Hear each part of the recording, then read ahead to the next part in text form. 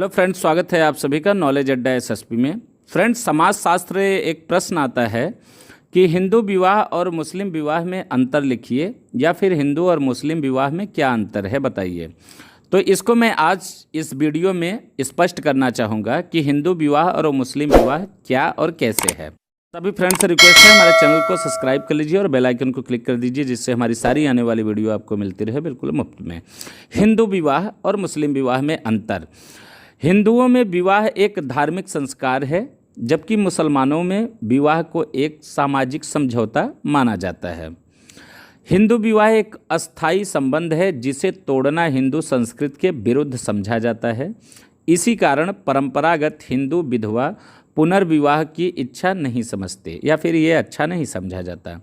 जबकि मुस्लिम विवाह में एक असुविधाजनक समझौता मानने के कारण पुरुष कभी भी अपनी पत्नी को सामाजिक रूप से तलाक दे सकता है। तीसरा है, हिंदुओं में कानून के द्वारा केवल एक विवाह का प्रचलन है, यानी हिंदू कानून में सिर्फ एक विवाह का प्रचलन है, जबकि मुस्लिम कानून में आज भी पुरुषों को 4 पत्नियां तक रखने की अनुमति दी गई है या दी जाती है। हिंदू मान्यताओं के अनुसार मानव जीवन में 4 आश्रम, यानी ब्रह्मचर्य आश्रम, गृहस्थ आश्रम, संन्यास आश्रम तथा वानप्रस्थ आश्रम के विभक्त किया गया है, और गृहस्थ आश्रम के लिए पाणी ग्रहण संस्कार अर्थात विवाह नितांत आवश्यक है। हिंदू विवाह में शारीरिक संबंध केवल वंश वृद्धि के उद्देश्य से होता है। हिंदू धर्म में विवाह को 16 संस्कार में से एक संस्कार माना गया है। विवाह धनवाह, अतः इसका शाब्दिक अर्थ होता है विशेष रूप से, यानी उत्तरदायित्व का वहन करना। पाणी ग्रहण संस्कार में सामान्य रूप से हिंदू विवाह के नाम से जाना जाता है। अतः धर्मों में विवाह पति और पत्नी के बीच एक प्रकार का करार होता है, जिसे कि विशेष परिस्थितियों में तोड़ा भी जा सकता है। ये दूसरे धर्मों में होता है, परंतु हिंदू विवाह पति और पत्नी के बीच जन्म जन्मांतर का संबंध होता है, जिसे कि किसी भी परिस्थिति में तोड़ा नहीं जा सकता। अग्नि के 7 फेरे लेकर और ध्रुव तारा को साक्षी मानकर 2 तन मन तथा आत्मा एक पवित्र बंधन में बंध जाते हैं। हिंदू विवाह में पति और पत्नी के बीच शारीरिक संबंध से अधिक आत्मिक संबंध होता है, और इस संबंध को अत्यंत पवित्र माना गया है। अब मुस्लिम विवाह के बारे में। मुस्लिम विवाह और उसके लिए आवश्यक शर्तें, वो कौन सी परिस्थितियां हैं जिसमें मुस्लिम विवाह नहीं हो सकता है। विवाह हर समाज, धर्म इत्यादि की आवश्यकता है।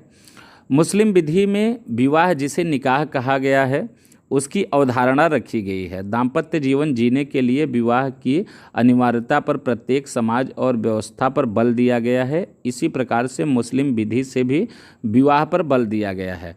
पैगंबर साहब ने हदीस में बताया है कि विवाह निकाह आधा ईमान होता है। कोई भी मोमिन जब तक मुकम्मल नहीं होता तब तक यह निकाह नहीं कहलाता। अनेक मुस्लिम विधिवेत्ताओं ने और भारत के न्यायालय ने विवाह यानी निकाह की परिभाषा को पेश किया है, तथा समय समय पर मुस्लिम विवाह में निकाह की परिभाषाएं निकलकर सामने आई हैं। कुछ मुस्लिम अधिवक्ताओं ने मुस्लिम विवाह को लेकर संविदा करार दिया है, और कुछ विधिवक्ताओं ने संविदा के साथ संस्कार भी कहा है। परंतु यदि वास्तव में देखा जाए तो मुस्लिम विवाह केवल एक संविदा मात्र है, क्योंकि निकाह के समय अनुष्ठान किए जाते समय किसी धार्मिक कर्मकांड को कोई आवश्यकता नहीं होती है। इस्लाम धर्म के प्रारंभ में पूर्व असीम बहुपत्नी की प्रथा थी। इस्लाम के अंतर्गत क्रमिक सुधार के रूप में बहुपत्नियों के 4 पत्नी तक सीमित कर दिया गया। अरब में इस्लाम धर्म के पहले स्त्री वासना तृप्ति की वस्तु को पति के संपत्ति मानी जाती थी। इस्लाम ने पहली बार पत्नी को विवाह की सहमति का अधिकार दिया। इस समय समाज में अजीब तरह के विवाह प्रचलित हुआ करते थे। पैगंबर ने अरब समाज में कुछ सी कुरीतियाँ दूर की थी तथा स्त्री सहमति विवाह के लिए आवश्यक कर दी थी।